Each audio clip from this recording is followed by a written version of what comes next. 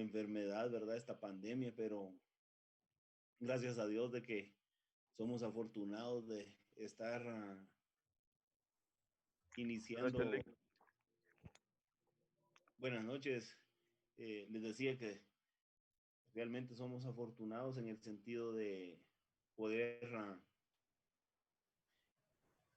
impartir la clase, los conocimientos que uno pueda haber adquirido y luego transmitírselos a ustedes, ¿verdad? Entonces, eso es lo primordial. Y para empezar el curso de Derecho Procesal Constitucional que también se me ha asignado nuevamente con ustedes, pues quiero decirles que gracias a Dios en el curso anterior tratamos nosotros de ver todo lo necesario, pues, y en lugar de estar viendo mucho contenido de historia y algunos otros conceptos del derecho constitucional, pues tratamos de avanzar bastante y especialmente vimos lo que es el derecho procesal constitucional en cuanto al primer tema del programa que tenemos.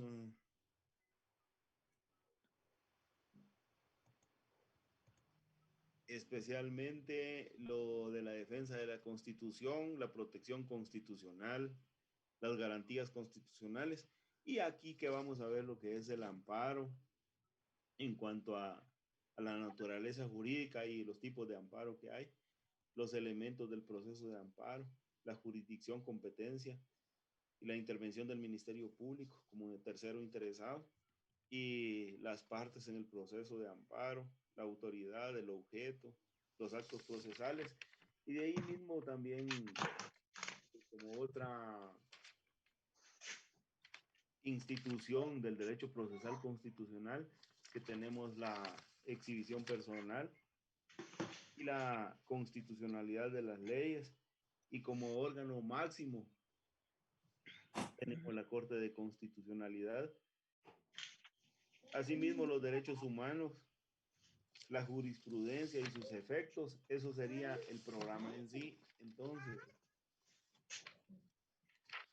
el primer tema que yo consideré enviárselos y que lo leyeran para en un momento dado que iniciaran las clases, pues que pudiéramos tener ustedes ya leído o estudiado el primer tema para hacer nada más una breve explicación y así sucesivamente ir enviando yo los otros temas.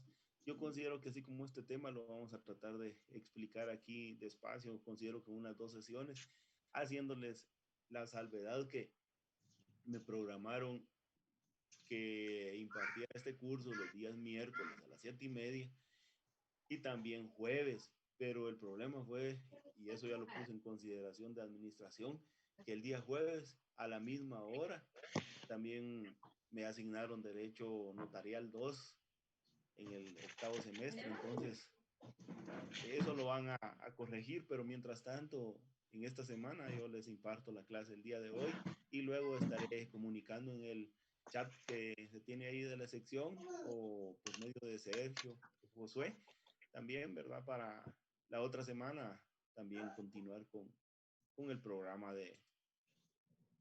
y el contenido de la clase. No sé si tienen alguna duda, ustedes pueden encender ahí el audio, el micrófono y me pueden consultar y ahí vamos tratando de solventar las dudas, disculpen. Gracias, Paul.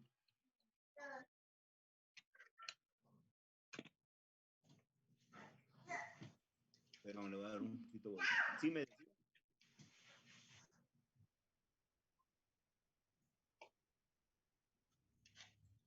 Fíjense que esto de la asistencia no se ha tomado la consideración, al menos yo no estoy enterado de eso, pero considero también que estar tomando asistencia acá sería como pérdida de tiempo, ¿verdad? Entonces,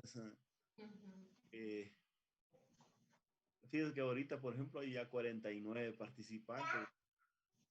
Entonces, vamos a tratar de tener el listado ya tal vez para la otra reunión y lo que podríamos hacer es que el compañero que participe me da su nombre o bien yo dentro del listado que pueda haber aquí les puedo decir, miren, solicito que participe a alguien, ¿verdad? Entonces, eso podría...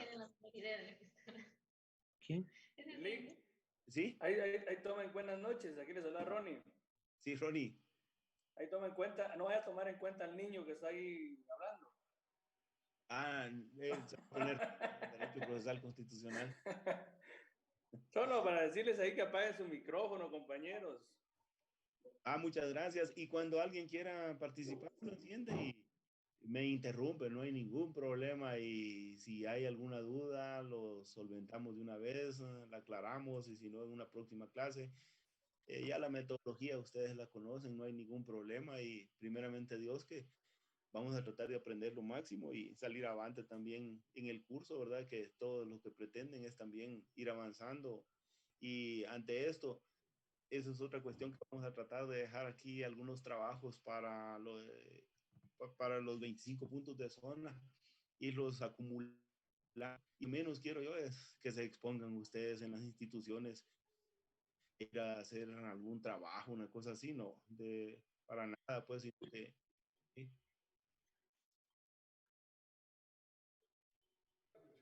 Se los puedo enviar. Sí, yo pensé que ya lo habían ustedes bajado del internet, pero no hay ningún problema, yo se los envío en cuanto termine la clase, yo se los voy a enviar. No hay por eso. Ajá. Pero el primer tema es lo que les envié del derecho procesal constitucional como defensa de la Constitución. Entonces, el derecho procesal constitucional ya vimos nosotros en la clase anterior, este es básicamente como un repaso, que es una rama procesal del derecho que estudia los mecanismos para que se cumpla la Constitución y los principios y garantías que la misma Constitución regula. Vimos algunas garantías, algunos principios. Entonces, ¿cómo se va a llevar a cabo o cumplir el artículo 12 de la Constitución, un debido proceso y el derecho de defensa? Por medio del derecho procesal constitucional se va a llevar a cabo para aplicar la Constitución dentro de lo que es precisamente las tres instituciones, que es el amparo, la exhibición personal y la constitucionalidad de las leyes. Entonces, nos vamos nosotros, en primer lugar, a tomar de la Constitución y en eso nos vamos a basar para que se cumplan lo que nosotros queremos y vamos a ver más adelante cómo se lleva a cabo el amparo, la exhibición personal y la constitucionalidad de las leyes. Entonces, podemos decir que el conjunto de normas jurídicas, principios que estudian las instituciones procesales, amparadas o incorporadas en la Constitución. Todo lo que está en la Constitución, básicamente en estas tres instituciones se van a llevar a cabo por medio del derecho procesal constitucional. Es decir, que es la teoría general del proceso aplicada a un proceso constitucional. ¿Y cómo se le denomina al derecho procesal constitucional? También se le conoce con los nombres de control judicial, derecho constitucional, justicia constitucional, jurisdicción constitucional, defensa de la Constitución, porque vamos a defender la Constitución, la revisión judicial o el judicial review, que es el derecho anglosajón, o sea, en los Estados Unidos, y que es un control constitucional. Entonces, de diferente manera se le podemos hablar del derecho procesal constitucional, ya que es un mecanismo que se utiliza para ejecutar el derecho constitucional. Es decir, que nos va a servir para accionar en la administración pública. Por eso les digo yo que en la administración pública, cuando nosotros vamos a hacer un requerimiento, una petición, un memorial, un escrito, el primer artículo que podemos poner ahí es el artículo 1, 2, el 28 de la Constitución, ¿verdad? Si lo ponemos en orden, puede ser 1, 2, de fundamento 1, 2, 12, 28 de la Constitución, pero el básico es el 28 porque es el derecho a petición. La, eso es para hacer cualquier petición, ¿verdad? Y después, dependiendo de lo que nosotros vamos a ir a hacer, pues también hay otros, yo les decía que hay otras normas jurídicas o leyes en cada una de las instituciones, ¿verdad? Entonces, nosotros tenemos que tener conocimiento de esa ley para ver qué artículo o en qué artículo nos vamos a basar también para ponerlos como fundamento legal. Ahora, como cita de leyes, si vamos a citar leyes en la Constitución, 1, 2, 3, 4, 5, 12, 28, y así sucesivamente, 203, 204, sucesivamente podemos poner varios artículos, igual de otras leyes. Ahora, en cuanto a la evolución histórica, ya vimos nosotros en la clase anterior 3 grandes épocas y 3 etapas.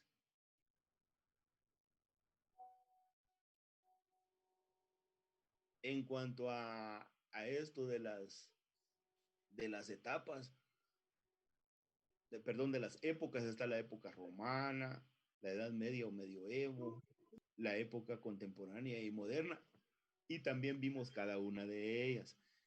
Luego la encuadramos en 3 periodos. Aquí ya cambia la cuestión porque se da por cuestiones puramente políticas o por cambios sociales que van sufriendo cada una de las sociedades, valga la redundancia, o de los países, ¿verdad? Y esto de los 3 periodos políticos o cambios sociales se dio en la Revolución Francesa, Inglesa y en la estadounidense. Y la naturaleza jurídica, eso nos quedó bien claro, que la naturaleza jurídica del derecho procesal constitucional, igual que la del derecho constitucional, es de derecho. ¿Y quién nos dice eso que es de derecho público? Hay 3 teorías. La teoría del derecho constitucional, esta teoría no es aceptada porque dice que el derecho constitucional y el procesal constitucional están ligados.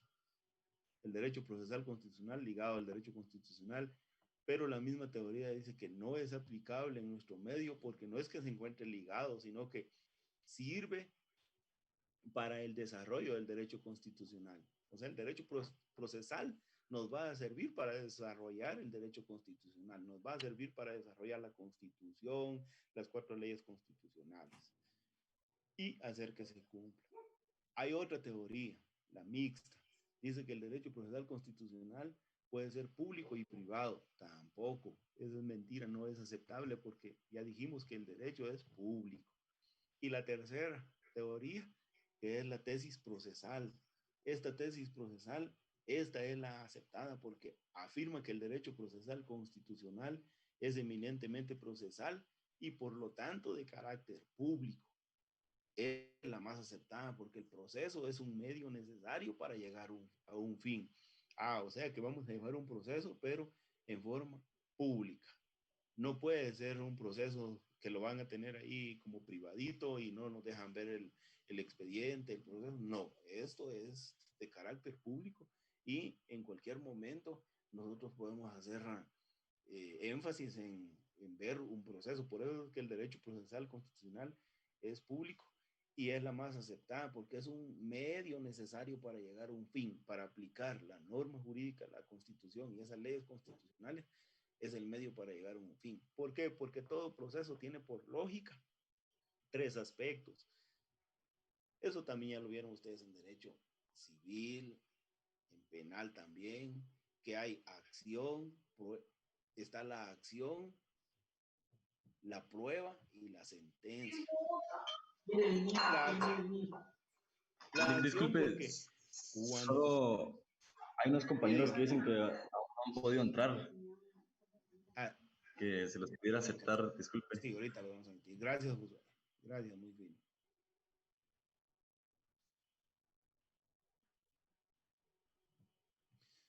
Les decía que la acción es la facultad que tenemos nosotros como personas, como ciudadanos, para poder accionar ante un órgano jurisdiccional.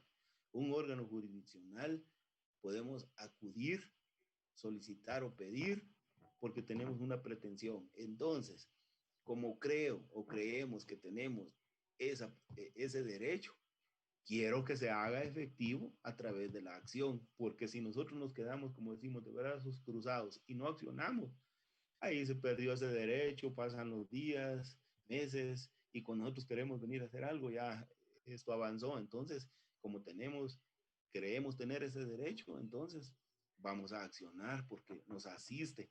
Y como por medio de un litigio vamos a resolver aquella situación o que se aclare.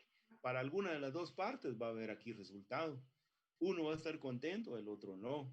O posiblemente se llega a un buen entendido y salieron favorecidas las dos partes, pero si una parte salió favorecida y la otra no, pues más adelante también vamos a ver de que se pueden interponer los recursos, los remedios procesales, ¿verdad?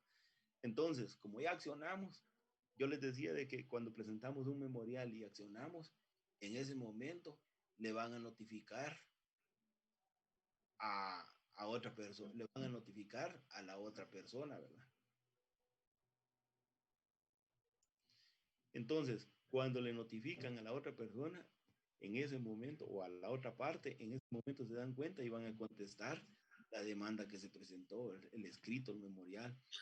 Y ahí vamos a venir a presentar pruebas. Nosotros los que accionamos, la parte que acciona va a presentar sus pruebas.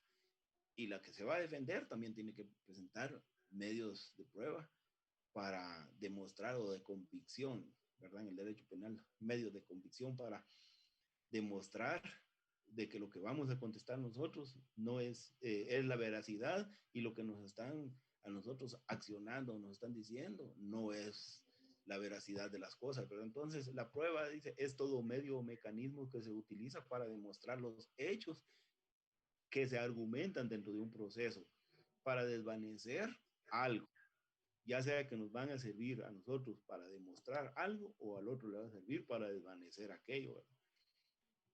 En materia civil, según el artículo 126 del Código Procesal Civil y Mercantil, toda parte que pretenda demostrar un hecho o el derecho de algo debe probarlo. ¿Quién tiene la carga de la prueba? Esta pregunta se la hacen en derecho civil, procesal civil. A ver, ¿quién tiene la carga de la prueba? Las partes, porque las partes tienen que llevarle al juez las pruebas para que el juez vaya a resolver aquella situación, ¿verdad? Entonces, en materia penal, el sindicado no está obligado a probar por el principio de inocencia. Fíjense que a mí me están sindicando o acusando de algo. Yo no tengo por qué llevar pruebas, que las traiga el que me está acusando. Pero también mientras están acumulando prueba en el Ministerio Público, como sindicado, yo puedo conseguir prueba y presentarla para desvanecer aquello y demostrar que no es cierto. Entonces, mientras más rápido nosotros presentamos esos medios de prueba, entonces eso le va a servir al juez para en el momento de que el Ministerio Público presente sus argumentos, también la defensa va a tener cómo desvanecer eso, ¿verdad? Las pruebas de descargo o para demostrar la inocencia de la persona, de lo que se le acusa, ¿verdad? Y ahora viene la sentencia. ¿A quién le corresponde la sentencia? Al que dirige ese órgano jurisdiccional, al juez o un tribunal, pues pueden haber los tres jueces del tribunal, o si es unipersonal, pues uno. Bueno, la sentencia es una resolución que dicta el juez, donde le va a poner fin al proceso, que resuelve las controversias o el litigio y declara un derecho para una parte y una obligación para la otra. Ahí nada de que las personas, ya se llevó a cabo ese proceso, pero yo no voy a cumplir. No, ahí es una orden y las órdenes se cumplen. Entonces, el juez está determinando qué es lo que se va a realizar. Por eso es que se dice, se dictó sentencia, ¿verdad? Por lo tanto, acá en este subtítulo podemos... ¿Sí? Lick, perdón, una consulta. ¿La sentencia puede ser revocable? Revocar una sentencia. Sí. Sí, la verdad es de que una sentencia, se dictó la sentencia, pero se puede revocar, pero para eso hay que presentarlos por medio de los recursos. Entonces, el alto organismo, ejemplo, si un juez de paz conoció, les decía yo, ante el juez de paz se presenta aquella apelación y esta apelación la deberá de cursar al juez de primera instancia. El juez de primera instancia, al conocer el expediente, dice, momento, esto no me parece bien, por consiguiente, manifiesto de que se deberá de revocar esta sentencia por tal y tal y tal y tal razón, ¿verdad? Eh, y si conoció el juzgado de primera instancia, pues entonces vienen las salas y conocen eso, por eso es que se interponen los recursos y la sentencia se ratifica o se puede revocar la misma, ¿verdad?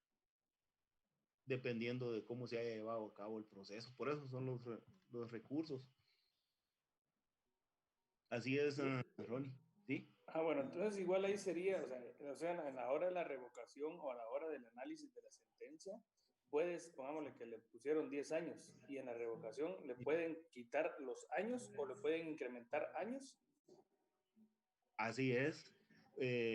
Si un delito tiene, por ejemplo, de 8 a 13 años y le pusieron 10 años, como usted dice usted, entonces le pueden revocar de los 10 años, imponiendo menos o más, dependiendo de la situación, pues. Pero desde luego, por eso es de que, e incluso cuando ya se dictó la sentencia, hay personas de que están saliendo como, por decirlo así, favorecidos en la sentencia, pero no están de acuerdo y todavía quieren intervenir presentando recursos para que, porque no están de acuerdo con la sentencia que se dictó, ¿verdad? Ok. Gracias, Nick. Muy bien, y después venimos con los principios del derecho procesal constitucional. Los principios, dijimos cuando los vimos también en derecho constitucional, que son los lineamientos o la directriz donde nos van a orientar al legislador en la creación de las normas jurídicas. Asimismo, al estudioso del derecho para interpretar esa norma jurídica. Por eso algunos la interpretamos de una manera y otros de otra. Por eso es que decimos también que existen las famosas lagunas legales, ¿verdad? De que una norma jurídica establece una cosa y podemos encontrar otro artículo de que la contradice. Entonces, nosotros vemos eso, esa contradicción, pero y la analizamos de diferente manera con otro estudioso del derecho. Asimismo, también le sirve como directrices al jurista en la aplicación de la norma jurídica. Los principios tienen tres funciones: informarnos, que nosotros podamos interpretar y aplicar la norma jurídica. Primero, para informarnos. Porque nos orientan y nos inspiran a la creación de la norma jurídica por medio de un principio constitucional. Nosotros vamos a tener esa inspiración para crear una norma jurídica. Interpretarla. Vamos a interpretar, buscar o determinar el sentido de la norma jurídica. Por eso vamos a ver que en derecho penal, al buscar el sentido de la norma jurídica, si hay alguna que favorece al reo, va a ser aplicada. En el derecho laboral, si hay alguna norma jurídica a la hora de interpretarla, siempre va a favorecer al trabajador. En el derecho de familia, por consiguiente, la mujer siempre es protegida y los menores de edad, los niños, ¿verdad? Al interpretar la norma jurídica, que todo se haga con justicia. En cuanto a la aplicación, por consiguiente va a servir para resolver ese caso concreto y son principios dogmáticos o técnicos regidos en nuestras normas jurídicas para su aplicación. O sea que como están establecidos, como ya están regidos, como ya están ahí determinados, van a servir para aplicar este principio no lo vamos a aplicar bien, hay que aplicarlo porque así está determinado.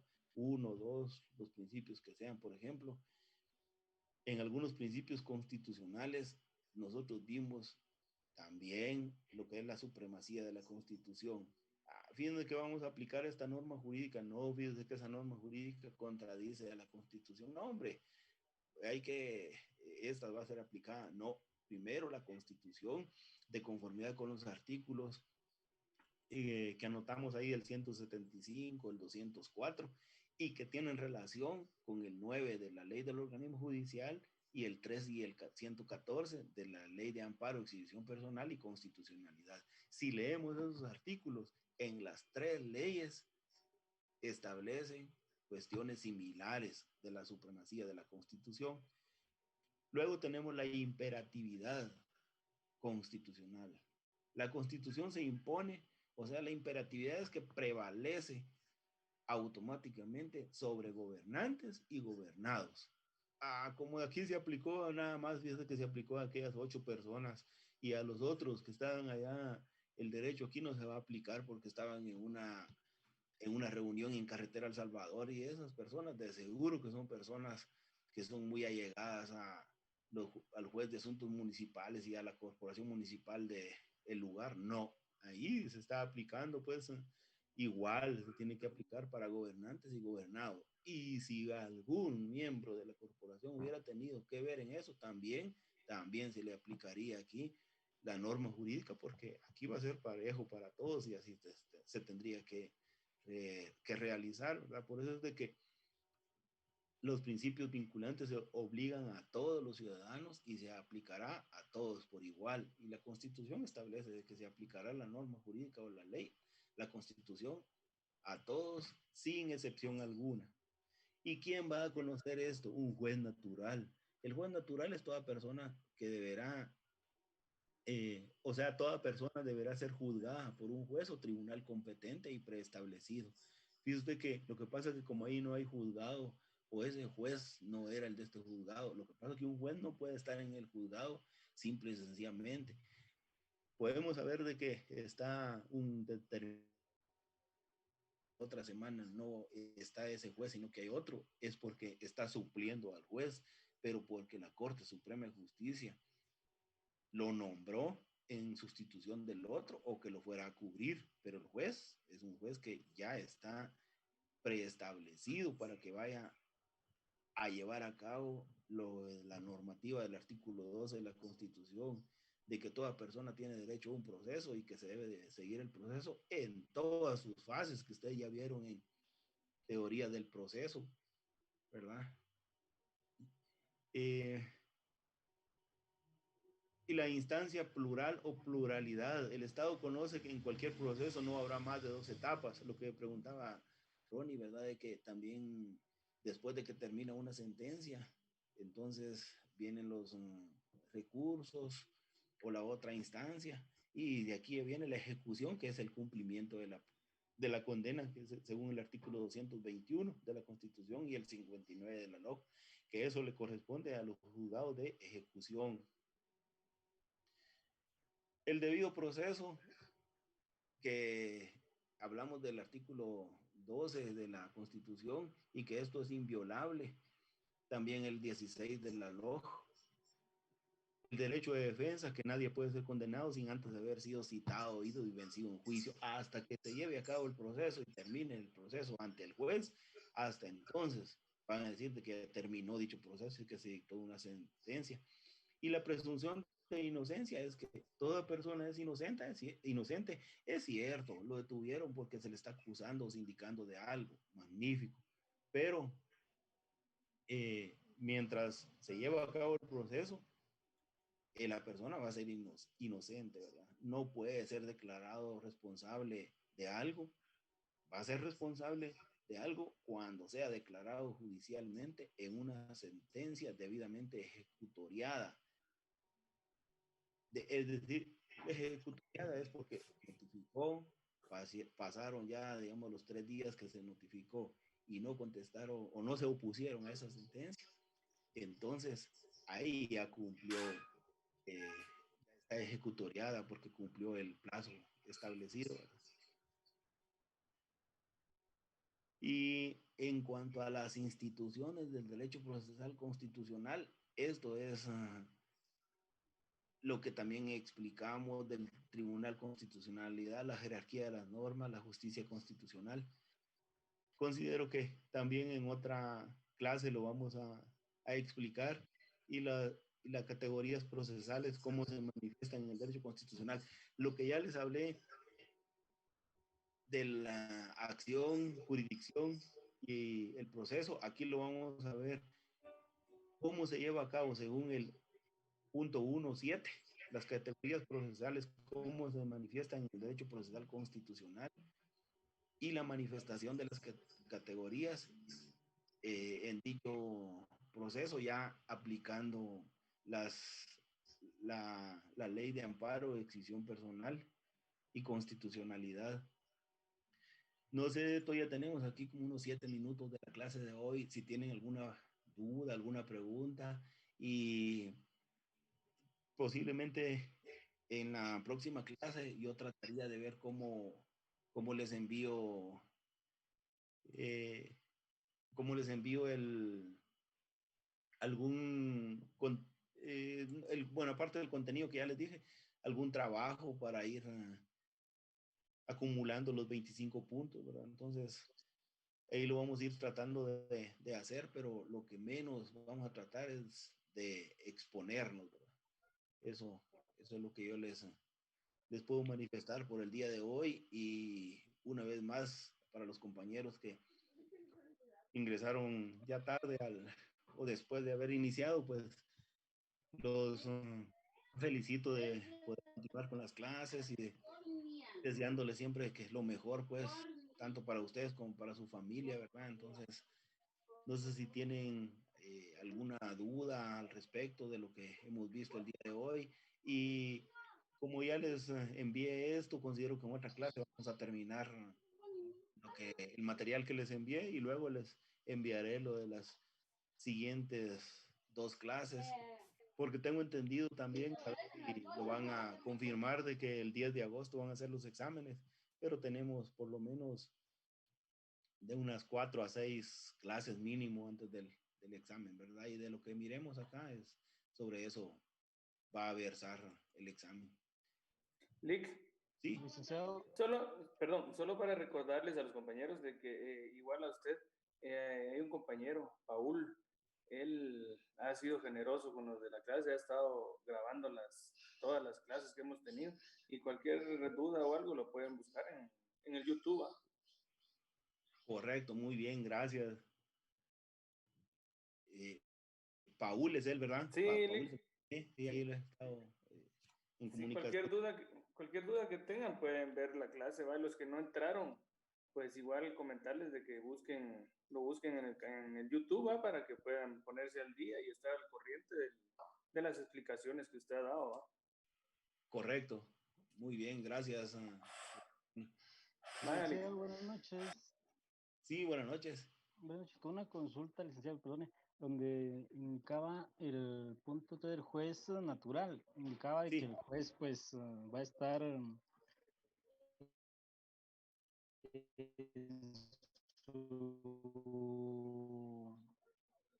La duda que tengo es si los 6 años estará él en el mismo tribunal. No, gracias por la observación. El juez natural, toda persona debe ser juzgada por un juez y tribunal competente y preestablecido. Esto quiere decir de que, por ejemplo, y bueno, la pregunta que usted me hace es de que un juez está en un juzgado o tribunal y puede estar durante determinado tiempo, después a veces los van rotando, los cambian, ¿verdad? Pero también un juez que está en un juzgado, yo le decía, hay jueces suplentes, y cuando alguien está en un juzgado y lo quieren suplir, la Corte Suprema de Justicia es la que nombra a ese juez suplente para que venga a suplir al juez, ¿verdad? O sea que en el transcurso de esto podrían rotar los de tribunales. Perdón, casi no les... En el transcurso de que estén en función. Mientras sí. estén en sus funciones, podrían Sí, mientras el juez está en sus funciones, él no puede ir a conocer Los ningún otro. de tribunales.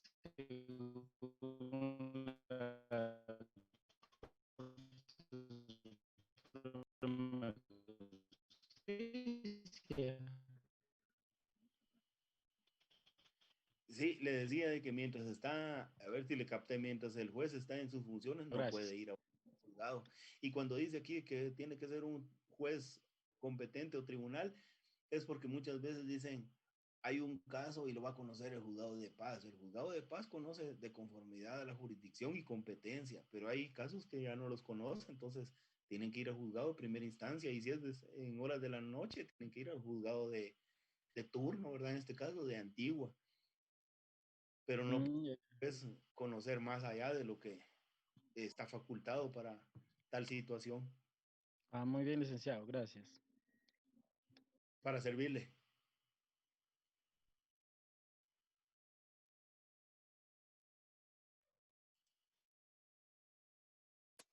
No sé si tienen alguna otra duda al respecto.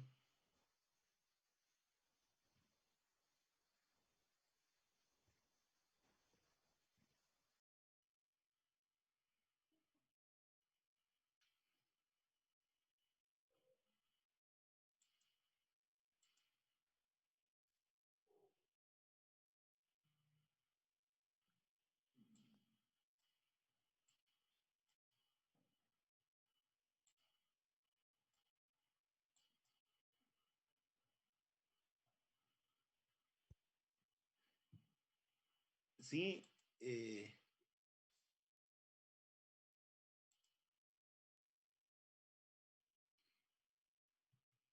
bueno, entonces, de no ser así, pues en una próxima clase. Sí, diga.